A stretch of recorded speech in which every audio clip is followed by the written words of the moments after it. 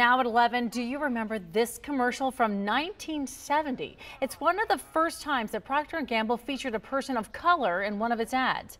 The consumer products giant has come a long way since then. As one of the world's largest advertisers, P&G is now trying to use its media muscle to change the way America thinks about race, equality, and all sorts of other issues. Is it working? Our Dan Monk is looking into that question. We've all experienced those situations, the talk and the look. Crystal Grace applauds Procter & Gamble for taking a stand against racial bias with advertising campaigns entitled The Look and The Talk. You are not pretty for a black girl. You are beautiful, period. I'm glad that they listened and thought that it was worth talking about. But the owner of the Grace & Grit Spa in Silverton says the ads haven't necessarily caused her to buy more P&G laundry detergent, cleaning supplies, or shampoo. My father retired from P&G, so I've always had some loyalty to P&G, but I respect them more. Grace's customers echoed her remarks. They love the ads, but haven't changed their buying habits. Do you buy P&G brands? I do. Not necessarily, but also my stepmom coupons, so I just get whatever she gets.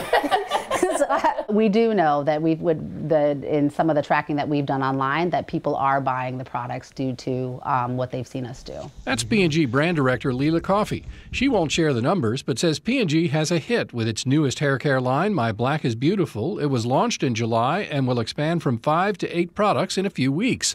All the products are named after a social media platform that P&G started in 2006 to counter negative media portrayals of black women. Consumers today want to feel good about what they're buying. There's a statistic that says 9 out of 10 consumers want to have some sort of a shared value with the products that they're buying, and that's even more true for younger consumers and very true for multicultural consumers. This idea of using advertising as a force for societal change is a trend that's been evolving over the last few decades. It's known as cause-related marketing. Many companies are doing it. P&G is taking it to new levels by focusing on increasingly provocative causes. What's going on? What you doing here? Hey, what's up, kid? P&G's Old Spice brand has enjoyed a $40 million sales boost this year. Associate brand director Matt Craybill says much of it was driven by the brand's increasing popularity with African-American men. You gave me this? Yeah. This is an outlandish coincidence. And celebrity pitchmen like Kevin Hart and Dion Cole. We get access to big name talent because of the fact that they know that P&G is a force for good and a force for growth. Another kind of force has taken hold at the Grace & Grit Spa. 3-year-old Sailor James is the goddaughter of Crystal Grace and the adopted daughter of Elizabeth Blackburn.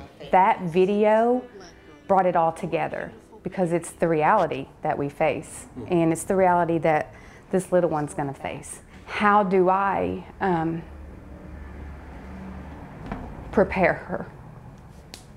So it's extremely personal to me.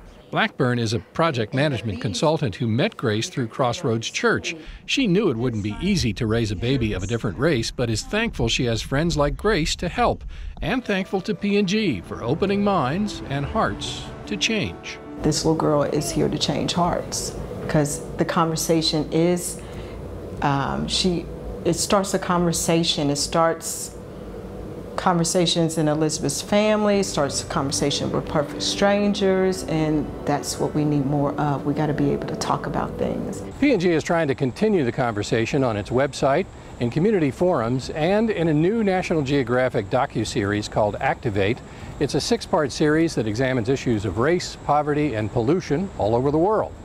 P&G brands are featured in several episodes which air through early October. Dan Monk, 9 on your side.